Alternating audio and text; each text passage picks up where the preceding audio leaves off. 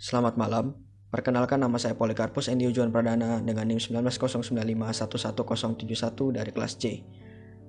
Pada malam ini saya akan mempresentasikan tentang jenis-jenis mode pada ultrasonografi. Yang pertama adalah E-mode atau amplitude mode. Mode ini merupakan mode yang paling sederhana.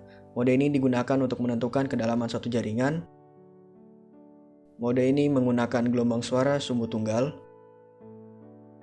Interpretasi hasil dari mode ini berupa grafik sumbu X dan Y, di mana sumbu X menunjukkan kedalaman suatu organ atau jaringan, sedangkan sumbu Y menunjukkan kekuatan pantulan suara dalam bentuk puncak-puncak seperti terlihat di gambar.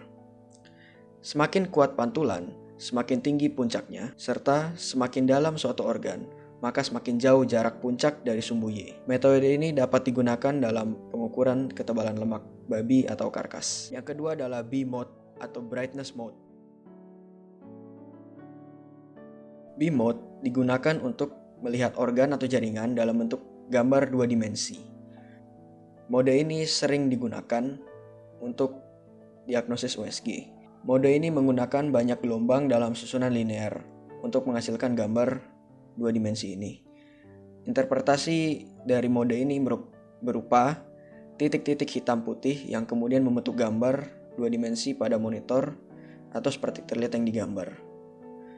Organ-organ atau jaringan yang dapat memantulkan gelombang suara akan terlihat berwarna putih. Semakin kuat pantulannya atau semakin hiperekoik, maka semakin putih gambarnya. Sedangkan jika organ atau jaringan tidak dapat memantulkan gelombang suara, maka akan semakin hitam gambarnya. Selanjutnya adalah M-mode atau motion mode. Pada mode ini digunakan untuk melihat pergerakan organ terhadap perubahan waktu. Mode ini menggunakan gelombang suara sumbu tunggal seperti E-mode. Mode ini digunakan dalam ekokardiografi, namun mode ini sudah jarang digunakan kecuali untuk penelitian. Interpretasi mode ini berupa gambar suatu dimensi perubahan organ tiap waktu.